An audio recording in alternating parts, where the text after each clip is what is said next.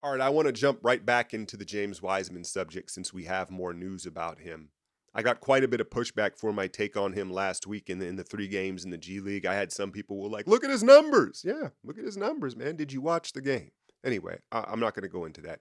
But I do think there is a disconnect with the fan base because you hear a lot of people say, well, all we need is for him to be serviceable. Sure, for the next year or two, right? But that's not really how I look at it, right? When ultimately, when you have a number 2 pick in a good class, he's going to have to become more than serviceable. So it's like the people are like, well, he just needs to, yeah, for the time being.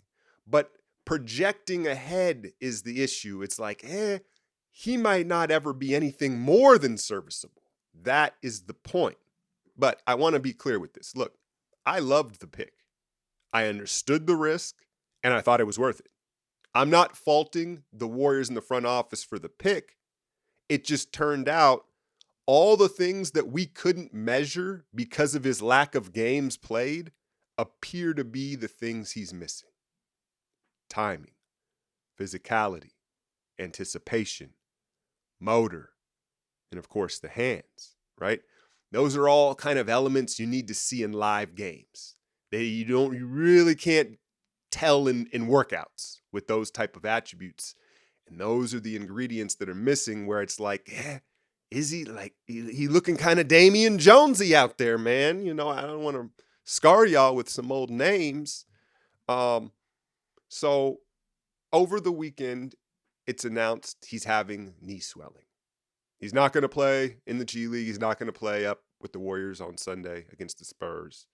And my first thought was, no, they're hiding him. They're hiding him. They've realized if they put him out there, it's not only going to crush his confidence, but it'll kill any trade value he has. But then you might push back and say, well, why would they say knee swelling in the surgically repaired knee, right? Wouldn't that damage his value? Touche, right? You maybe you'd say like back stiffness or make up an excuse that isn't so worrisome. Maybe. And look, maybe he does have knee swelling. That's why they had to have the second cleanup. I don't know. But let me make the case for them not exactly being transparent here with what's going on.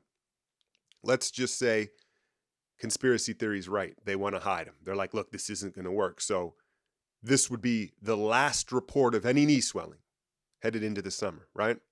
He goes out, he looks decent in summer league because, well, he's 7'1" and he's going to look good in summer league against all these 6'6" dudes, right?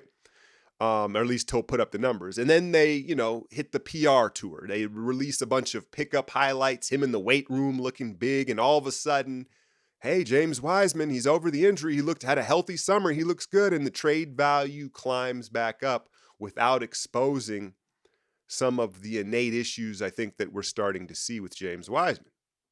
So that's my conspiracy theory with it. Now, you may say, shut the hell up, Al. You're reaching here. That's ridiculous, right? You would hope that my conspiracy theory is right?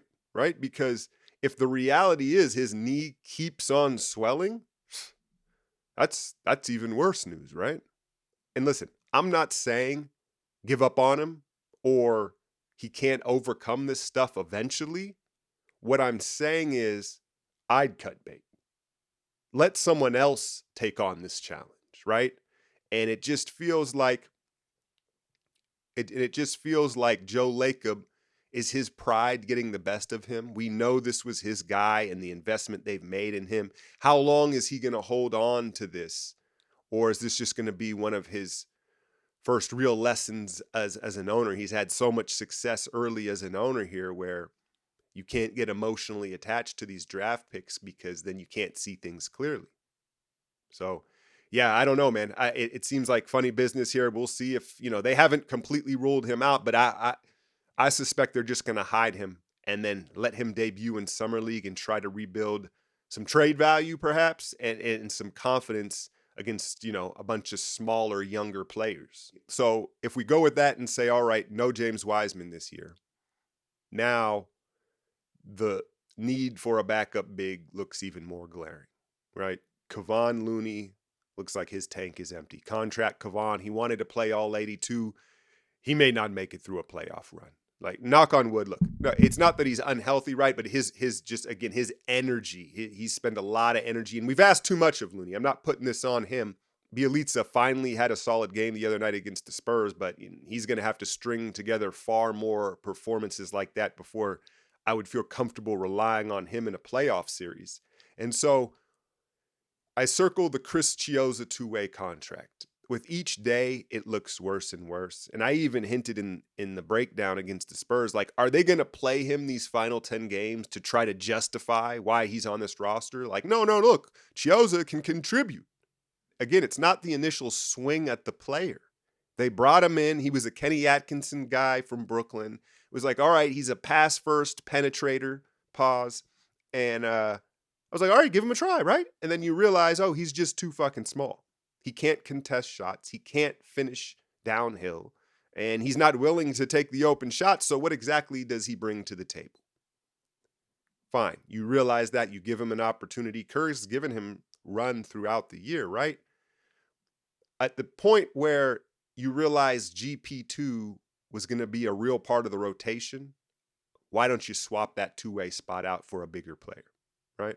Or how about when Moses Moody overtook Damian Lee in the rotation? So now you've just got all these guards.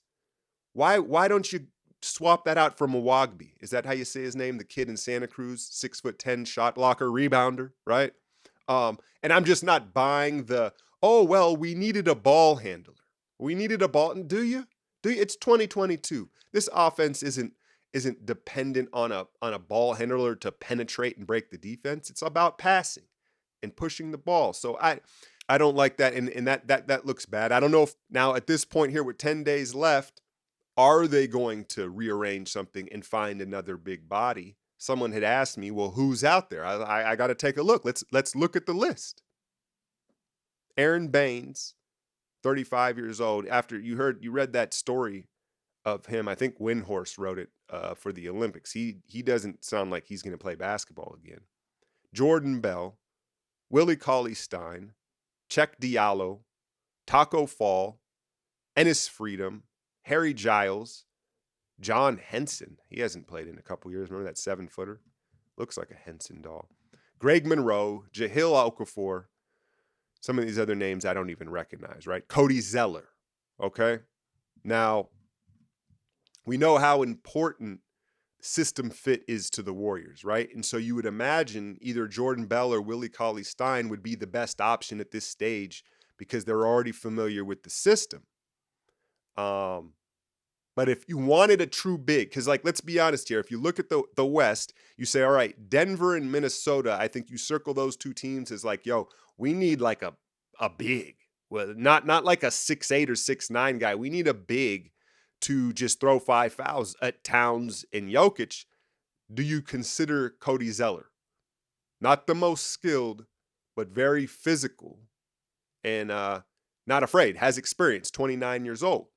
So, I would say it's between Bell, Willie Cauley-Stein, or Cody Zeller if they're going to make a move off this list. And then the last name I'd throw out there is Greg Monroe, who's not a true big, but he would absolutely feast in our system at the high post and the split action. He's a really good passer, skilled scorer. And so maybe they just go, fuck it, we're not going to stop anybody anyway. Let's just boost the offense.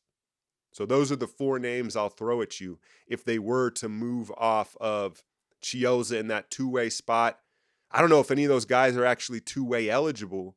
So then that would mean you would have to waive Damian Lee or Juan T. One of you capologists or people that are really familiar with the roster workings can let me know. But yeah, I don't think any of those guys could be on the two-way. So you're stuck with Chiozza. I think you could put Mwagbi in that two-way spot, right? You got to have a certain, you can't have too much experience in the league and then go into a two-way, right? And so at the very least, do that. Go get the big body for the fouls. You're telling me Chiozza's going to play in a playoff game? It doesn't make sense, man.